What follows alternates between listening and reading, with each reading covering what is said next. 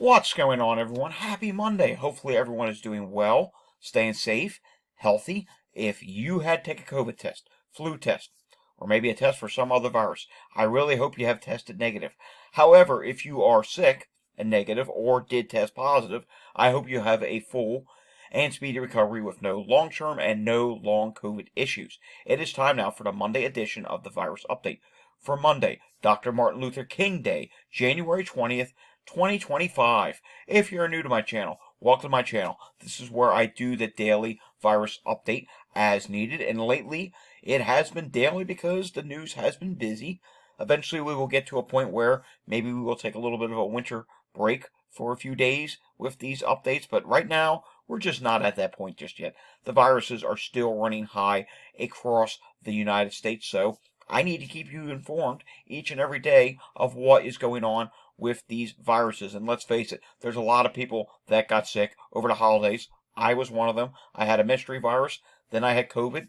Still to this day, the most recent case of COVID, because I also had COVID in 2020 before testing became a thing. Still to this day, the most recent case of COVID is still giving me a few issues here and there. You may or may not notice them here in my latest videos. So you want to stay informed with what's going on? Subscribe down below, give this video a thumbs up, hit that notification bell, and share this video with anyone you know. Alrighty, today is a federal holiday, so certain things do not update today, but to my surprise, we did get Walgreens, and kind of a mixed picture from Walgreens. Not really what I was expecting. I thought Walgreens would see the majority of states dropping. There's actually a few states where testing went up, and the COVID positivity rate still went up as well. So that was kind of a surprise today. Was not anticipating on seeing that. We don't get New York State today. We also don't get the update from the emergency department visits either. But we do have some news to look at and some other things, and maybe we'll take a look at a few wastewater sites as well. And first part of the news is going to be several news stories on bird flu. And you may see that into today's title. That may be just what I title the video today. More outbreaks of bird flu are occurring. And Massachusetts, a couple things going on there. In Plymouth, Massachusetts, they're treating a case of bird flu in a goose found at Billington Sea. But then we advance and we find that in Billington Sea, same area, they're also finding dozens of birds that are dying of bird flu. And it does mention, I don't remember if it was this article or the other article, but it does mention the words, yeah, it's the first one, the goose. It's saying highly suspect of having H5N1 in that goose. So that's not good. And this was one of those weekend news drops on a Sunday.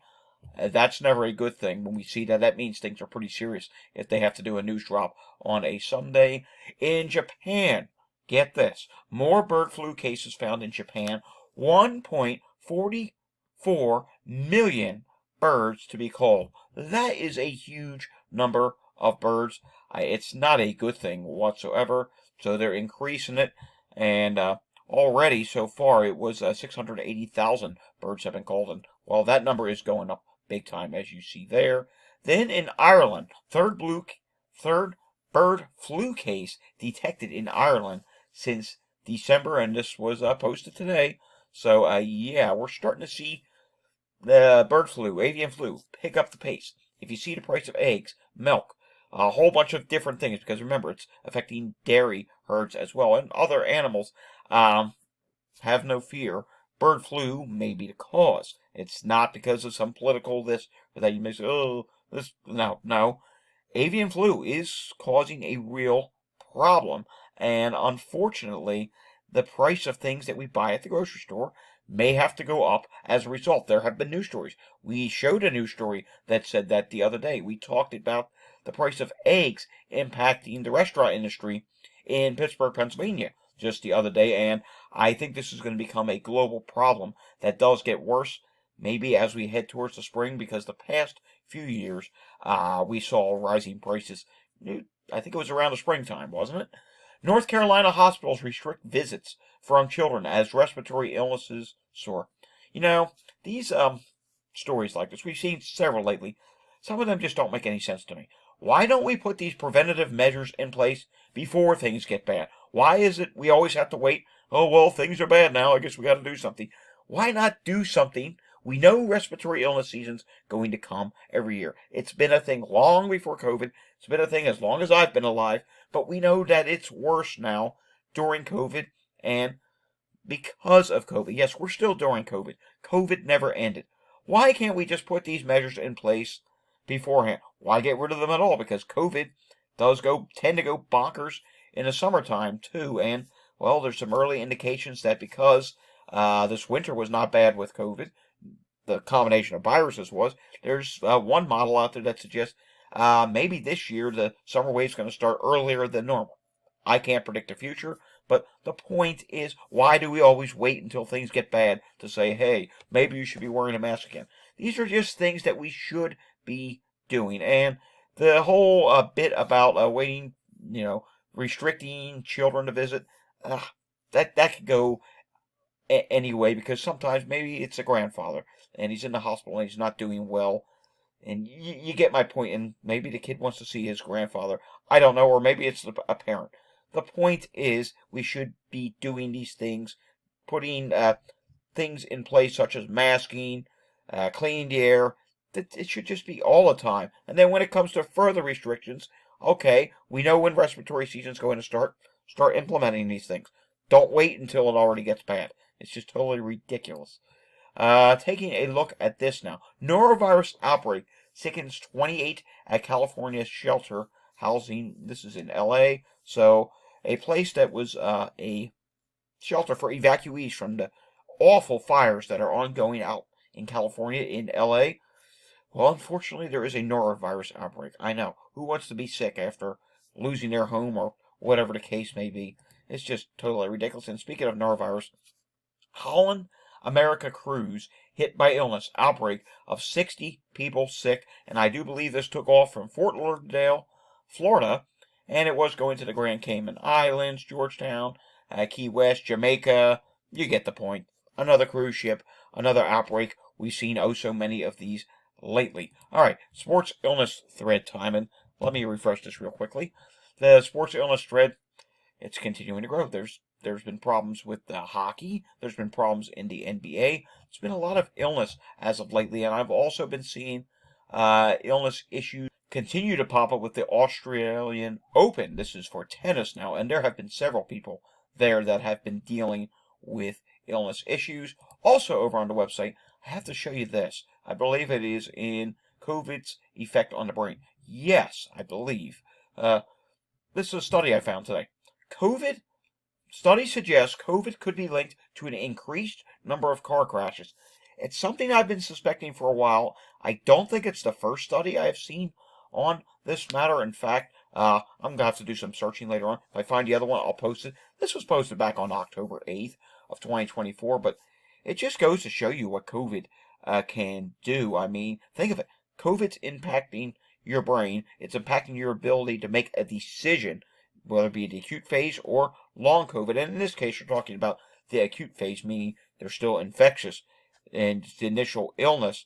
Yeah, this is a problem. And since the COVID era, I've noticed more erratical driving and more accidents than I have ever seen before. I mean, there have been oh so many accidents. And mind you, I'm someone who used to be a amateur traffic reporter over on X. So I know a thing or two about accidents, and trust me, they have gone up. I mean, there have been a lot of accidents. Alrighty, also several other studies I added on here. Yale COVID study, I think we talked about this one before. I finally got around to adding it. Yale COVID study, over 1/3 of people with COVID-19 develop long COVID. Yes, it does happen. People do get issues after their acute affection.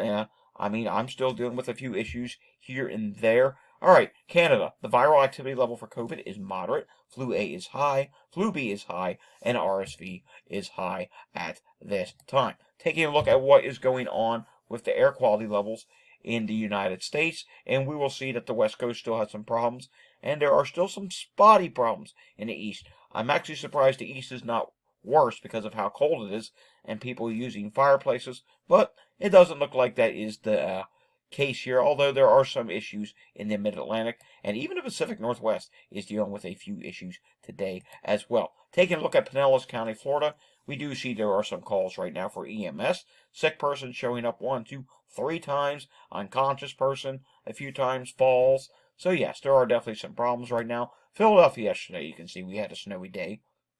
Yesterday, snow and sleet fell here. 778 EMS incidents were reported on Sunday. Taking a live look in at Montgomery County, Pennsylvania, 14 EMS calls right now. Cardiac arrest is listed in Upper Moreland. That's not a good thing. Respiratory emergencies showing up a few times.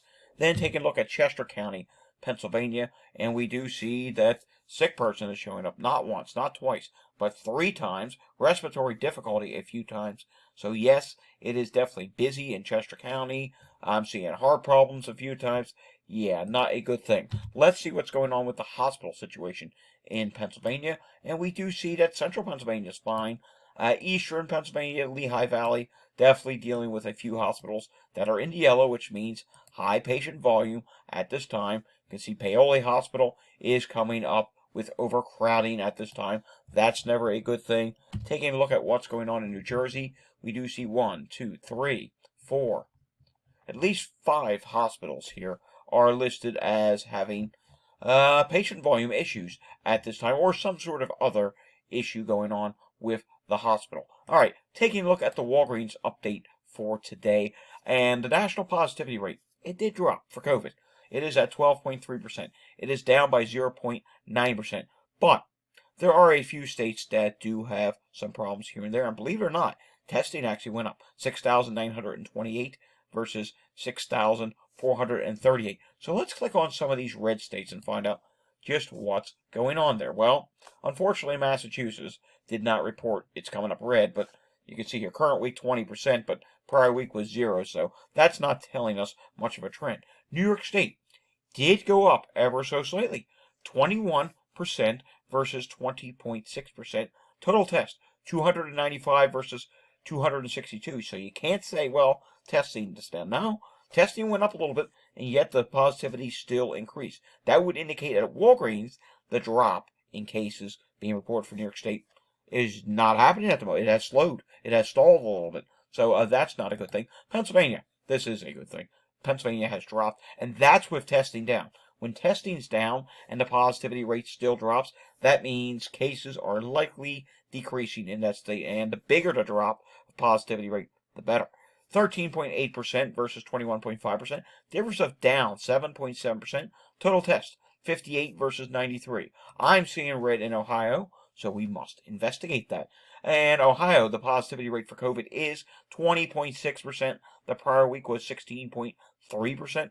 That's up by 4.3%. Total test 141 versus 135. So they did more testing, and yet the positivity rate still went up. That means that perhaps a few more people tested positive this week in Ohio's Walgreens Center. Mind you, this is only Walgreens. This does not reflect what's happening on the state dashboards or anything else. This is just data from Walgreens. In Florida, looks like there's a little bit, or potentially a small increase here. Florida, 9% positivity rate versus 6.5%. That is up by 2.6%. Testing didn't change all that much. 896 versus 899. So that signals there could be maybe just a slight increase this week in the number of people who have tested positive there. South Carolina, this is definitely an increase. South Carolina, 11.3% versus 9.7%, up by 1.6%, and testing was a good bit higher. 203 versus 134. Michigan. In Michigan, we see the positivity rate is 23.5% versus 21.9%. That is up by 1.6%. Testing did go down slightly, 170 versus 178. And we're seeing red in Colorado. Here, the testing dropped. 19.4% positivity rate versus 15.5%. That is up by 3.9%. And remember, red means increase, green means decrease on here, orange, slight increase, and white means they likely have not updated, and there's quite a few states in that category. Then we see the West Coast, and you're seeing all this red, and you're thinking, oh, that's got to be bad. Well, let's take a look on it. First off, in California, we do see that there was less testing this week. Not by much, though.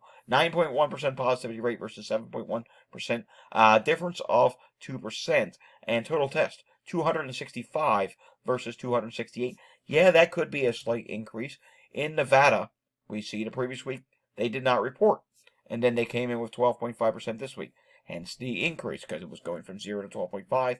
That automatically makes the map show there being a big increase. In Oregon, 20% positivity rate versus 15.8%. That's up by 4.2%. Testing was down slightly. You don't do much testing to begin with. 15 versus 19 tests. In Washington, testing did decrease, but 64 versus 82 tests.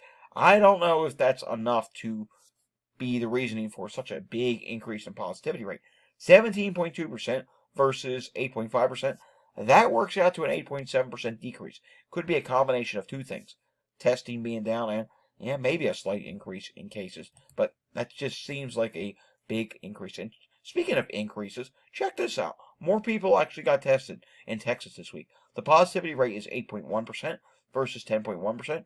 That's down by 2%, but testing went up a good amount. 1,180 people got tested versus 986. All right, we'll do a few more states again tomorrow. There are more red states here that we should look at, but I also do want to take a look at some other things. First off, XEC is the variant that is dominating for COVID at this time. It is at 47%, and then comes LP 0.8.1 at 15%, and then comes KP 3.1.1 at 14%, and MC 0.10.1 is at 5%. All right, let's take a look at a couple of those wastewater sites at this time, shall we? Let's go down to Harrison, Arkansas, and see what's going on there. And we can see here, though very high COVID levels, they are dropping at this time. RSV is high and dropping. Influenza A is dropping. And everything else seems to be dropping. Norovirus was dropping. It slowed a little bit, but I think it's still dropping. But nonetheless, it is listed at high at this time. Now let's go over to CDC wastewater trends. And we do want to take a look at what's going on with the national trends for influenza. And let's take a look at this here. And we can see here, nationally, influenza has peaked and is starting to drop at this time. We can actually also go down to the state trends, and we do want to see what's going on in California, because California has been getting hit hardest when it comes to bird flu. So maybe it's something that we should take a look at when it comes to influenza A. Remember, influenza A can be bird flu, and it says state level. Take a look at this. It is at very high levels, and the most recent reading actually went a little bit higher. Now, this is as of January 11th, a little bit behind, but you get the points here. That is a fairly high level when it comes to influenza. How about Hawaii? What is going on there? Hawaii has peaked and is starting to drop at this time. Let's go somewhere on the East Coast. How about Delaware? And Delaware at this time looks like they are starting to peak as well. Still going up a little bit, but maybe finally getting ready to slow off, which would be some really good news there. How about Florida? You know, where a lot of people go for the wintertime. Well, take a look at this. In Florida, the levels for flu continue to go up at this time. Look at that. They really are going up quite a bit. That is concerning. Your levels are very high. It is going against what is going on nationally. And let's see what's going on up in a northern state such as New York State. And we can see here, New York State did peak below the national level, only at moderate. So that is some good news. And let's take a look at another virus. Let's see what's going on with RSV nationally. And nationally, RSV at this time is starting to peak. And if we take a look at just a state or two, let's go up to Pennsylvania. Remember, Pennsylvania was oh so bad for RSV. Let's see if that is still the case. And we can see here at the state level, this golden color, this golden orange. Yeah, not good. High levels, almost very high levels, and still rising. I hope it's going to slow off pretty soon, but not there just yet. And we'll take a look at a few more states again tomorrow. Alrighty, folks, that does it for the Monday edition of the Virus Update. If you enjoyed this update, give it a thumbs up, subscribe down below, hit that notification bell, share this video with anyone you know, leave your comments down below, links to the website down below, and ways to support the channel such as Patreon. You know, it helps keep me going here. So all that's down below. I will see you again next time. Until I see you again next time, stay safe, everyone, and have a fantastic Monday afternoon. Thanks for watching.